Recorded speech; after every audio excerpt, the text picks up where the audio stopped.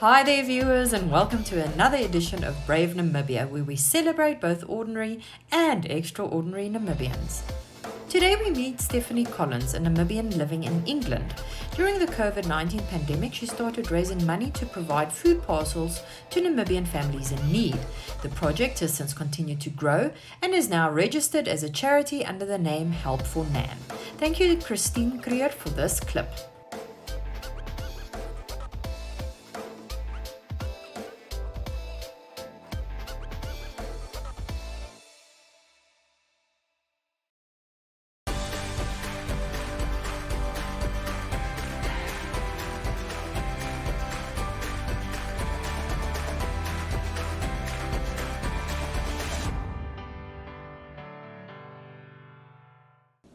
Hi, I'm Stephanie Collins.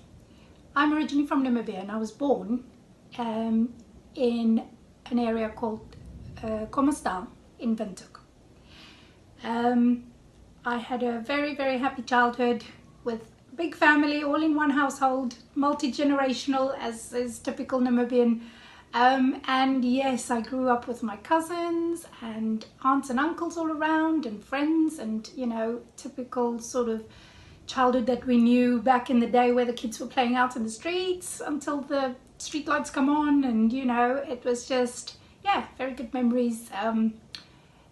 And you know, went to school in the local area as well where I grew up. Church, you know, was a big part of our culture as well growing up. A lot of influence from church as well. So yeah, so I currently live in England, near Heathrow, and how I've ended up here is 20 years ago this year I came to England just on a working holiday visa.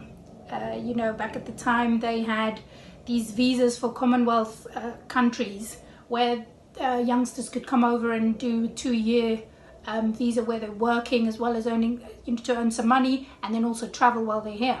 So I came over on the 2-year working holiday visa, but of course I'd already met my now husband back in Namibia, and he happens to be English as well. So there was a bit of an ulterior sort of motive as well behind coming to England, because obviously, you know, we'd met each other and we decided that we wanted to give the relationship a go. So I moved over here to, you know, on this holiday visa, and then, you know, the rest is history really, in terms of we got married. We got married in Namibia as well. Beautiful hotel there in Windhoek with all my family and friends around, and yes, it was just great, you know, really good experience as well. Very special day for both of us. And then we, you know, just carried on with life as we know it, in terms of started a family, bought our own house, you know, and I definitely feel that I've set roots now here in England. And this is obviously where my children were born. So yeah, I'm just so settled now in England. Although I have to say, at the beginning, when I first came, it wasn't as plain sailing, you know. It was really hard, again with the culture difference, just not having your normal support network that you would normally rely on back home. Everything was different, and then of course the weather's probably the thing that really gets you down the most, I suppose, coming from a sunny country, you know, that where the sun is always shining, way back in Namibia. That was quite hard to adapt to, and I still struggle with it today, but it's something you sort of get used to, and you just make sure you know, wrap up warm or have the right clothing, and you do get used to it after a while. And I guess I can say I'm a bit more climatized now than I was when I first came, but it definitely is a bit of a shock when you first come to England, because even just seeing snow for the first time, you know, I remember looking out the window where I was working and just standing there in awe looking at it, and it's beautiful to look at, but very cold to be in. But now, you know, with the children, they just love playing in it, and it's not actually as cold when it snows. I know that sounds a bit crazy, but it's actually okay to be out in, you know. So yeah, we have a lot of fun when it's really cold as well. But obviously, me being Namibian, I do miss the sun a lot. And when the summer comes, that I guess is when I'm sort of, you know, really at my happiest here. So my life here in England is very interesting, and I'm very, very happy here. I have my family, as I've mentioned, James, Sebastian and Claire. And I also have the rest of my brothers and sisters also living elsewhere in England. So that definitely does help, because we get to, even though it is a bit of a travel, you know, on the trains or whatever, we do get to see each other more often than we would have been like if they'd just been back in Namibia again. So I recently returned back from a trip from Namibia, actually. And I try to go as often as I can, at least, you know, once a year, or there was a time when it wasn't that easy once we started our family to be able to go back as often, because, you know, other commitments with family, and then of course the costs as well, you know, you just can't afford to go back as often. But we try our best. And I always remember, like, one of the things when you drive in to the city, you know, from the airport, that buzz, that sort of feeling that you get, and I still get it every time I go, and it's just like, oh, I'm home, you know. So that's quite heartwarming, you know, when I go home. So while we were here in the UK, my husband, through work, got the opportunity to relocate to Botswana in Southern Africa. So obviously, that being a neighboring country to Namibia, we, you know, sort of grabbed the opportunity, because then it meant we could actually go and see family and friends in Namibia a bit more often. And it's just being back in the sunshine again. You know, the children were quite young at the time, and we just thought it'd be a great opportunity for them to be able to have a similar childhood that I would have had, you know, playing in the sand, climbing trees, being in the sun, you know, and just, yeah. So we welcomed the opportunity, and we were stationed in Botswana for 4 years. So that would have been, I'd say, like my second big sort of move beyond borders of Namibia, albeit via, you know, the UK. So that was also a very, very great experience for us. And the children, to this day, they were so young, but they do have memories of, you know, little things that we did when we were there. Obviously, my daughter loves animals, so that was like one of her highlights, you know, being able to go on the game drives. And yeah, so that was also, I mean, the Botswana people are just such great people. Like, they're just so friendly and welcoming. And it was very much similar to being back home, being back in Namibia, you know. So I think we settled in quite easily, or easier than, you know, having come from a country like Namibia. It sort of there was a lot of similarities, which helped us along a lot. We had a great time in Botswana, but unfortunately the contract ran out, and you know, it was time for us to come back to the UK. So that's where we came back to, and that's where we are still living today. So I decided to participate in the program because I love any opportunity to be able to talk about Namibia, or talk about where I'm from, or tell people about, you know, where I've been and sort of my journey so far. But also I welcome the opportunity to be able to tell you about the charity that we started. So when the COVID-19 pandemic hit the world, you know, everybody was going into lockdown. There was anxiety and hysteria around, you know, losing family members, losing jobs. And I mean, I don't even need to explain to everybody the impact that it had on everybody in the whole world. So while we were in England and sort of isolating and having to just stay home, obviously I was keeping an eye on what's happening in Namibia with friends and family and all that, and quite frankly it was just so devastating to see. And I think the UK being a first world country like it is, I think obviously they could cope with dealing with something like the pandemic probably a lot better than the likes of a third world country like Namibia. So we were just so devastated by the situation for our fellow Namibians back home that basically I said to my friend who lives in Manchester and my sister who lives in Liverpool, and I said, you know what guys, let's see what we can do just to help people with some food. So we started fundraising here in the UK and amongst friends and family and neighbours and, you know, anybody that was willing to help us. And we started purchasing some food at suppliers in Namibia and putting them into emergency food parcels and then distributing them to households with children through a network of volunteers that we got. So there's about 10 volunteers altogether in different areas. So we've got Windhoek, Rehoboth, Okahanya are the 3 areas where we operate in. And we tried to do as many parcels as we can depending on how much money we had. You know, it was just a case of like really sort of trying to fundraise as best we can, you know, in the circumstances. So it was more like an emergency response to the pandemic and just trying to help as best we can.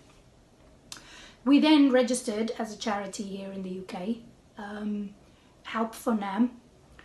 And yes, so then we were sort of official, if you like, and it did become easier to be able to approach people for donations or support, because, you know, it meant that we were regulated and we were obviously also registered with the Charity Commission. So that did help a lot. Newsprint Namibia is a web offset printing operation that specializes in the printing of newspapers and commercial inserts. We are the leaders in our industry with the highest quality print work and the shortest turnaround time from computer to print and delivery anywhere in the country daily. Newsprint was established mainly as a newspaper print company, but had to diversify its business to do commercial printing as required in the market. We print commercial inserts previously printed in South Africa in the shortest possible time. We, as an organization, also started printing workbooks for our education system and will also print textbooks for the Namibian market. For more information, please contact print@newsprint.com.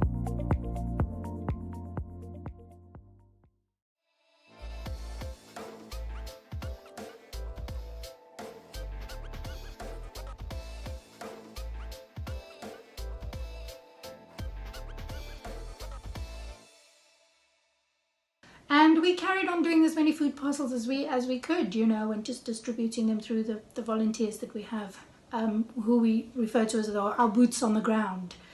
So without them, we definitely wouldn't have been able to run the operation like we have, because obviously we're far away. It was just a case of, you know, we fundraise this side and buy the food that side, buy it locally, and they just put the parcels together and start distributing. So that worked very well, and we are super, super proud of what we achieved in that time, bearing in mind what a manic sort of situation it was for everybody.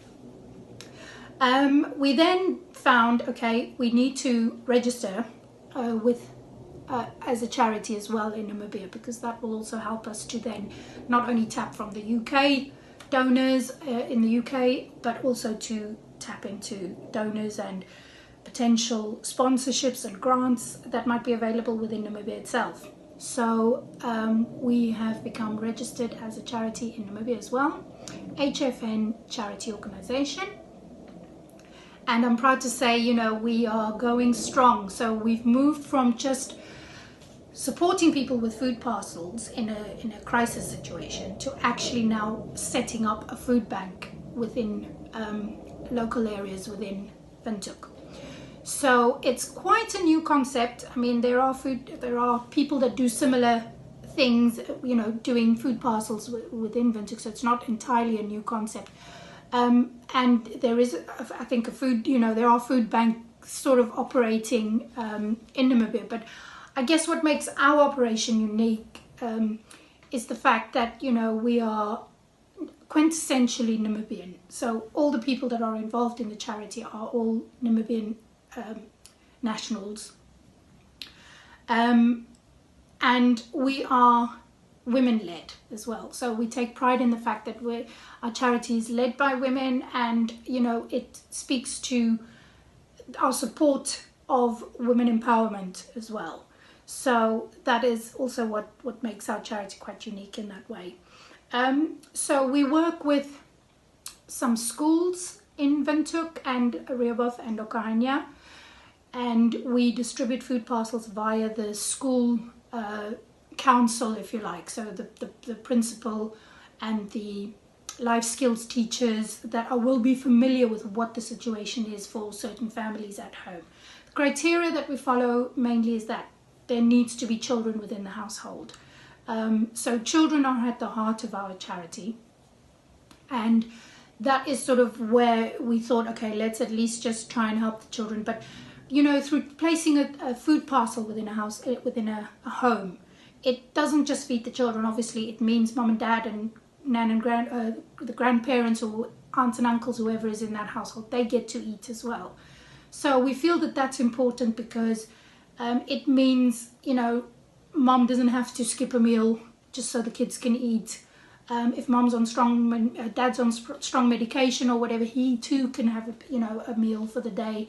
So it's just a sort of more dignified way than having to get people to queue up with their soup bowls or their bowls, to come and ask for food. Also, it means that household is fed for about a week or two, depending on how long they can make the food stretch.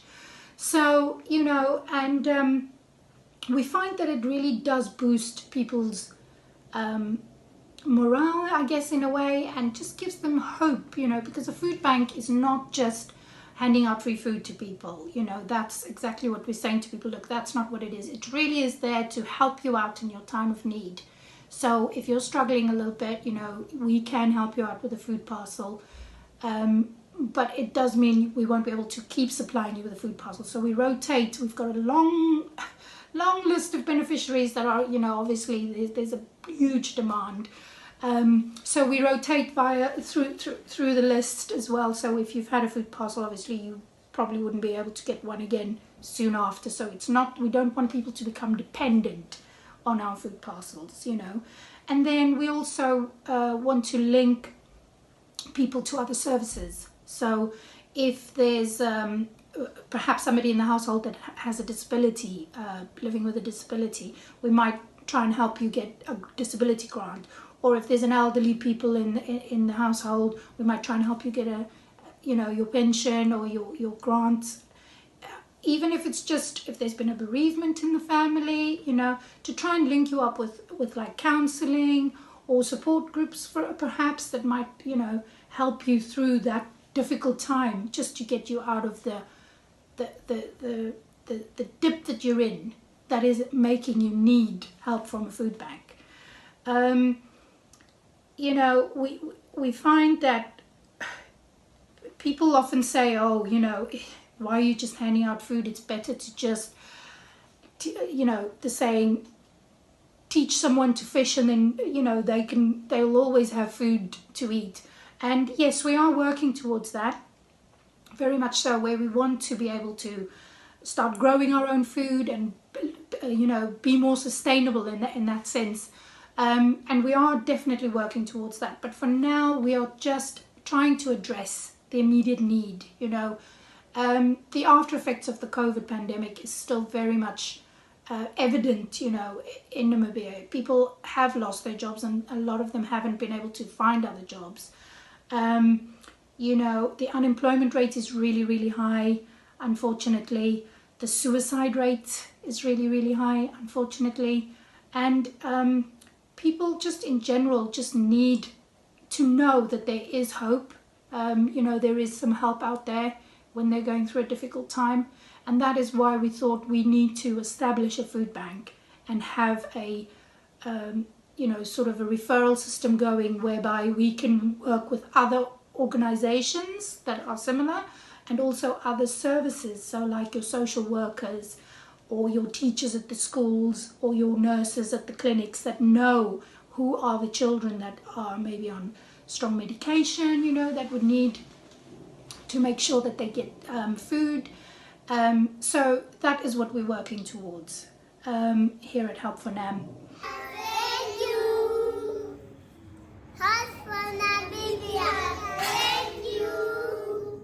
So I'm just your average Jane from, a town, a small town in Namibia.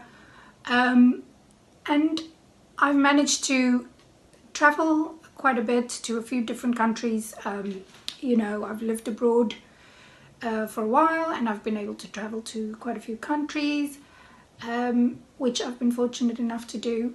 But I have to say, when we were growing up, there tended to be this aspiration to want to always go to America or England, or you always just think, oh, it's so much better over there. And I guess it's through influences through TV or the newspapers or magazines that we used to read. And yes, while that is true, there are lots of opportunities as well abroad. I have to say, I think, I would love for our fellow Namibians, especially the youngsters, to realize that Namibia itself is a great country as well. It has so much potential, and there are so many good qualities about Namibia that you wouldn't necessarily find in other countries where you go. Something as small as like just how clean the country is, we take pride in the cleanliness. The roads are really good, so we don't have as many potholes and then we have all our natural resources as well that we can be proud of, and tourism, and the fact that we are such a vast country, and the population is really low, that can also, be a great benefit as well.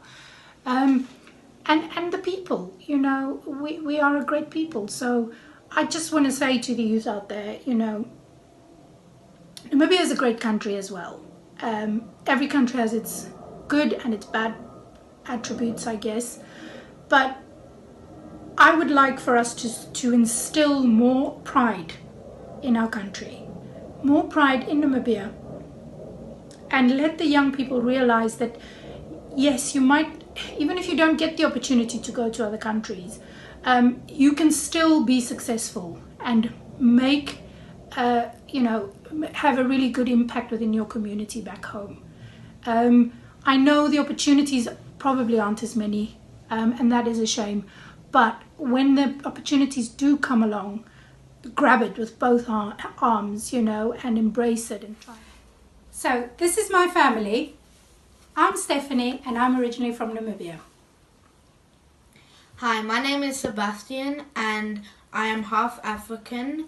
I've been to Namibia a few times, and Botswana is my favourite country because my birthday is the same day as Botswana's Independence Day. Hi, my name is Claire, and I have Namibian heritage because of my mum, and I've been there around 3 or 4 times. My favourite thing there is probably the wildlife and the animals, and I've been on many game drives, and it's really nice there. Hi, I'm James, and I met Stephanie in Namibia back in 1997.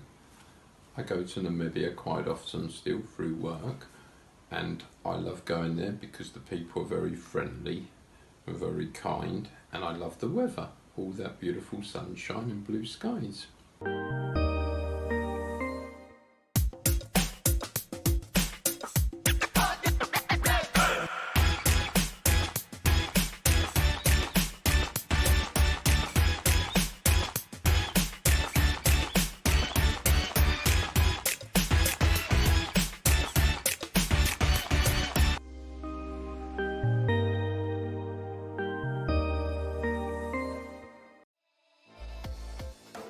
That's it for today, folks. If you know of someone you feel should feature on our show, please contact us at brave@synergy.com.na.